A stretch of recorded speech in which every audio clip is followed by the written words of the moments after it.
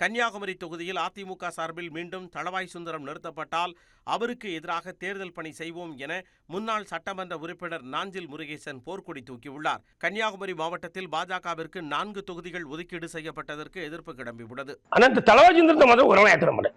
அவருக்கு சீட்டை கொடுக்க ஒரு கிளேச்சலர் ஒரு ஏழை கொடுங்க, நானே செலவாக்குங்க. அதிமுக உயிருங்க. நீ ஒரு கிளேச்சலர் கொடுங்க. கிளேச்சலர் யாரு? 7 மாடியா போட்டிருப்பான். கிளேச்சலருக்கு எடப்பாடியார் கொடுத்தாலும் ஒரு பணம் தயாரியா? நான் அதுக்கு எவ்வளவு பணம் சொல்லுவாங்க? நான் தயார் சேர்க்க விட மாட்டேன் தம்பி. நான் சுயேட்சை அனுப்பேன், 2 தோல்வி அனுப்பேன். நான் இந்த இவங்க கூட்டணியை காட்டி கூட ஓட்டுவாங்க. பேர் மாத்துறேன். உதகை சட்டமன்ற தொகுதி பாஜகவிற்கு ஒதுக்கப்பட்டதற்கு அதிமுகவினர் சிலர் எதிர்ப்பு தெரிவித்துள்ளனர்.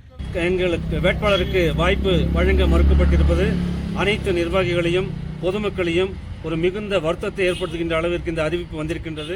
உதகையில் உள்ள அதிமுக மாவட்ட அலுவலகம் முன்பு ஒன்று திரண்டு முழக்கமிட்ட அவர்கள் மறுபரிசீலனை செய்து உதகை தொகுதியை அதிமுகவிற்கு வழங்க வேண்டும் என கோரிக்கை விடுத்துள்ளனர்.